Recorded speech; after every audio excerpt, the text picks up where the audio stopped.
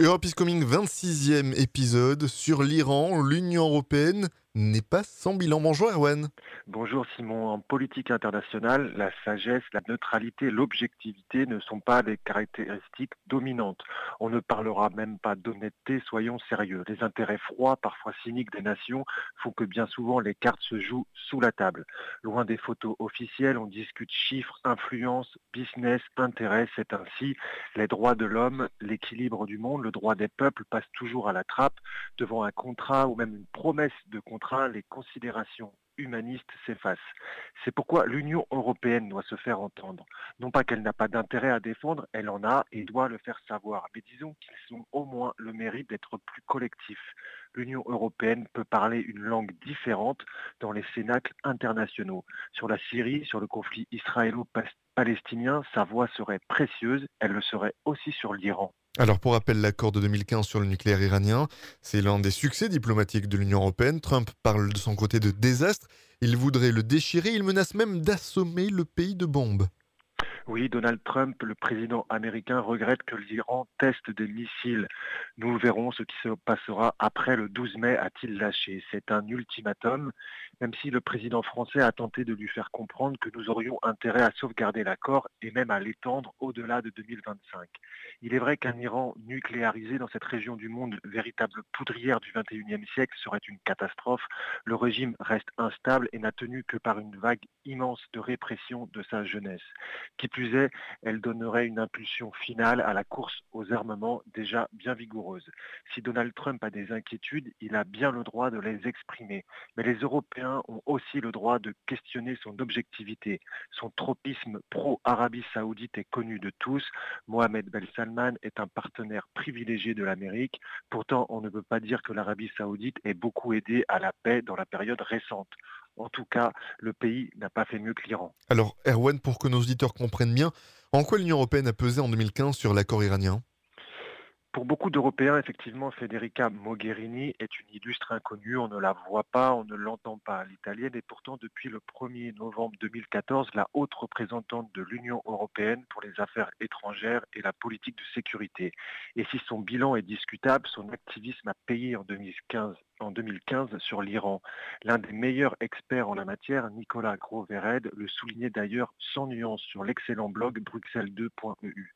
L'accord arraché, dit-il, à Vienne entre la communauté internationale et l'Iran au terme d'une négociation acharnée de 21 mois, le 14 juillet 2015, est un succès pour la diplomatie européenne. C'est un succès sur le fond comme sur la forme. Il y a un accord, avait pu annoncer au monde entier Federica Mogherini.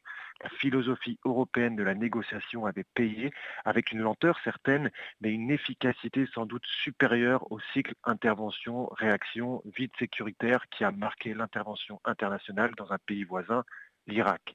Un dialogue qui n'était pas empreint de naïveté. L'autre élément clé de la position européenne est en effet la double approche. Une négociation d'un côté, sanctions de l'autre.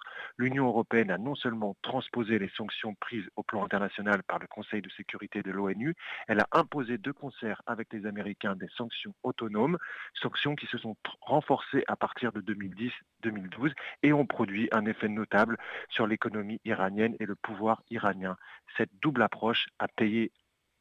Alors, à qui devait-on le succès européen? Est-ce qu'on peut l'imputer d'une certaine façon à la France, au Royaume-Uni, à l'Allemagne ou aux institutions européennes dans leur ensemble, Erwan?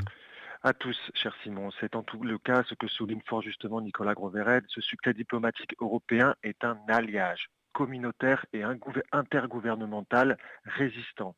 Si tout à fait, si, si pas totalement intergouvernemental, pardon, pas totalement communautaire. Il ne peut pas y avoir de position forte au plan international sans la présence au sein d'une délégation européenne des grands pays, car ils ont un siège permanent au Conseil de sécurité, ils ont l'arme nucléaire, France, Royaume-Uni, ou parce qu'ils occupent une position clé au plan économique sur le sujet. Allemagne, dans ce cas, mais ce pourrait être un autre pays dans d'autres hypothèses. Mais il ne peut y avoir de permanence, de force de la négociation sans une équipe dédiée à cela, neutre des intérêts nationaux en jeu, en la personne du haut représentant de l'Union européenne et des diplomates européens.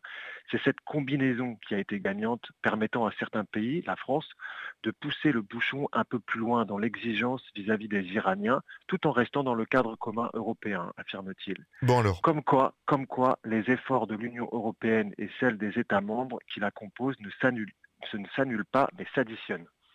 si l'Europe a su peser à One en 2015, peut-on imaginer qu'on va parvenir à peser dans cette nouvelle séquence qui s'annonce? Rien n'est moins sûr, car l'ouvrage va devoir être repris et nul ne sait si l'Union européenne sera en capacité de rééditer l'exploit de son activisme, de son unité et de son indépendance. Le patron du groupe automobile PSA a espéré mardi que l'Union européenne se singularise face aux États-Unis dans le dossier nucléaire iranien afin de permettre aux entreprises de continuer à commercer avec ce pays.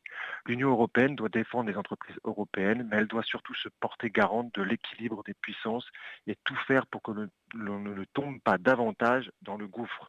Neutralité ne veut pas dire impuissance, l'objectivité non plus. Quant à la sagesse, c'est rien de dire qu'il vaut mieux regarder en ce moment du côté de Bruxelles que de Washington.